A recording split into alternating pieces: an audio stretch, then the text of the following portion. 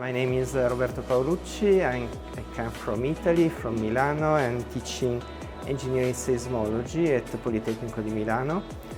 I also have some background here in Mexico because I spent some time in a research project. It was the early 90s of the past century, but yes, I also have some experience of cooperation here with Mexico.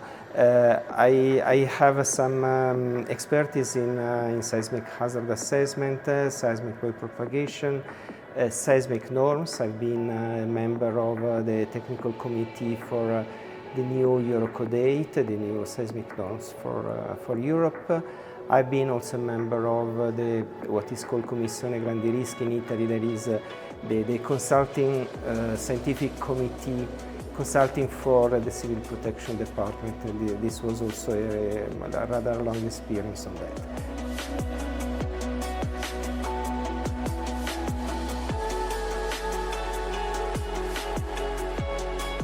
Okay, first of all, what is high performance computing and why this may be of interest for that type of applications. Actually, when we are talking of earthquakes in large urban areas, we are talking of something that cannot be easily modeled with, say, simplified approaches, because earthquakes are very complex. They may come from, say, far away.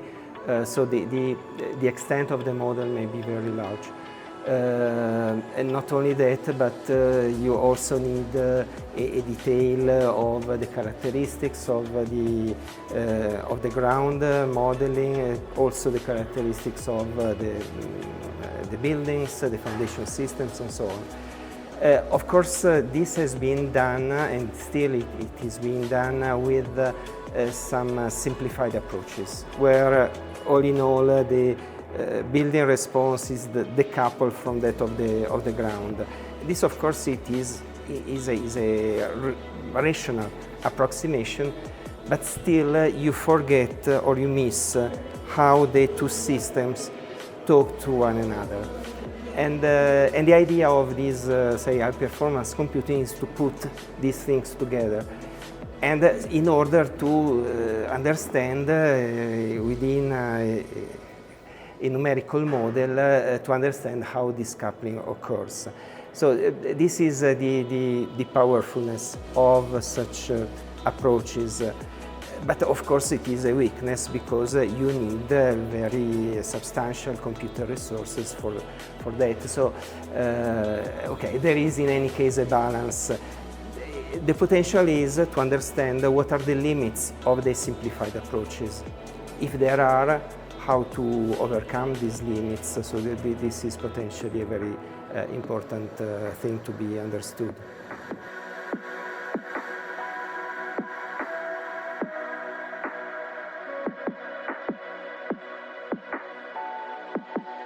Okay, this is not an easy question. Let me say, okay, I'm answering regarding my expertise, my also professional expertise. As I was saying before, I've been working rather substantially in the process of drafting the new norms for Europe. I have been working in the field that I'm most say expert on, that is seismic actions for design, how to translate the knowledge about the ground motion to input for seismic for the seismic response of structures. I think that actually that the drafting the norms requires, and it is very important to be done in conjunction with the profession. And this has been very important. We had some good experiences on that. Still, there is much work to be done on that, because typically the professional field tends to say, okay, give me the rule and I will apply it. But of course, the professionals have their own expertise that not necessarily the academician as I am has. So that there is actually a stronger need, I think, for this, because all in all, for example, in the normative system, you need to have a strong cooperation. Cooperation of the two worlds. This is something that is done, but something that still, in my opinion, needs some strengthening from that point of view.